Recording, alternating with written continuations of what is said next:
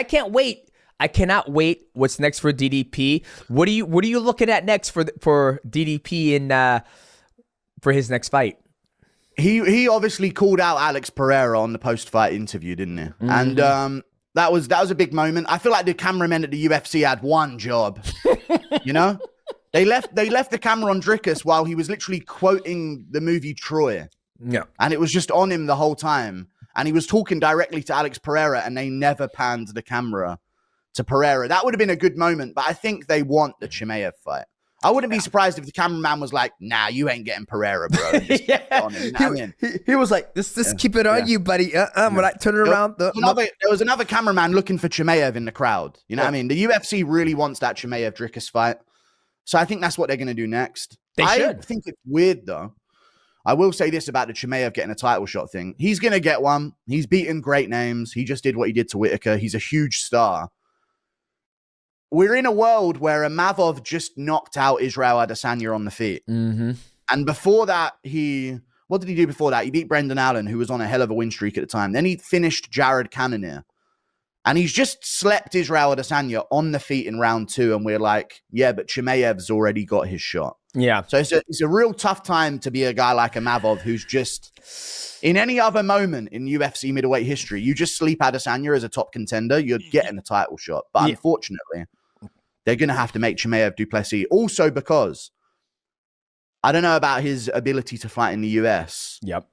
And it's very convenient for the UFC to have a non-US champ in Dricus for a fight like Chimaev that's more open to the idea of going to the Middle East or even having an event in South Africa.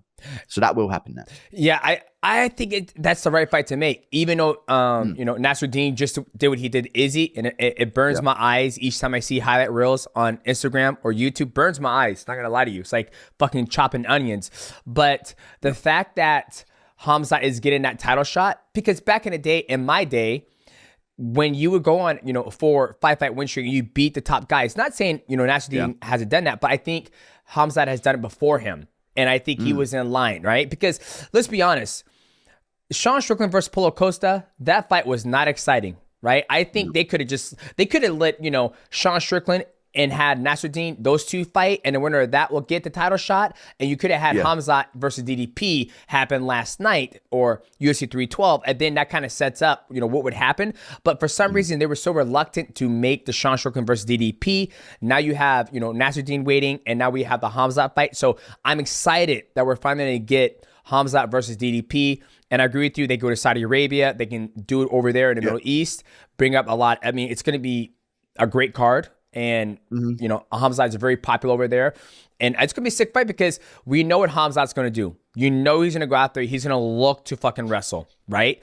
Yeah. He does a good job of, I don't want to say posing on the feet, but when he fought Kamaru Usman, when he fought Robert Whitaker, everybody he's fought besides Gilbert Burns, him went toe-to-toe on the feet. But I think Khamzat loves the grappling, and we're going to see if DDP can use his clumsy style and out wrestle Khamzat. Because I think if it does stay on the feet, I think DDP can outstrike him because Khamzat does have a rhythm to him, and he's not very, bop, bop, bop, bop, bop, bop. Like, he doesn't really throw a lot of combinations, but I think that's the fight to make, and they're going to make that fight happen.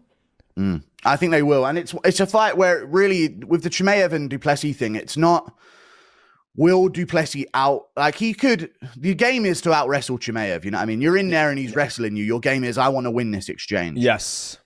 But I don't know. I feel like Chimaev's fights, it really does become a situation of, okay, is this going to be under 5 minutes? Is this going to be under 5 minutes? Will he finish du Plessis in round 1? It's not will he beat du Plessis or will du Plessis beat him? It's kind of a real game of, does he get du Plessis out of there early?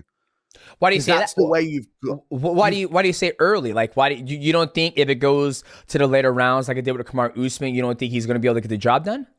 No, I think if he's left on the feet with du Plessis after a round and a half of grappling, and he's in the same position that he was in when he was against Gilbert Burns and Kamaru Usman, I think the physicality advantage of du Plessis will start to. Usman's really good, but Usman took the fight on short notice. He wasn't bulked up to 185. He wasn't ready for a Chimaev all of a sudden.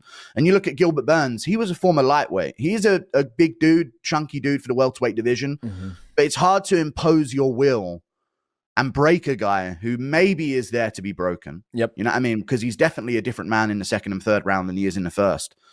But it's harder to do that when you don't have that looming presence. If he's stuck on the feet late second round, going into the third round against Dricus, he's going to know about it. You know what I mean? There's going to be a different, it's going to be a different vibe than having, you know, Gilbert Burns in front of him, I feel like. So it's really like, if you're going to pick Chimaev, you got to kind of say he does it under 2 rounds. You know, he'll find a finish under 2 rounds. But if he doesn't, Dricus is going to be in there and he's going to be throwing things and you're going to hear Looney Tunes sound effects going off as he spins around. Like, he will land and you know what I mean? The sound effects will play on TikTok for years to come if he starts getting off on Chimaev in the later rounds. So it's an interesting fight.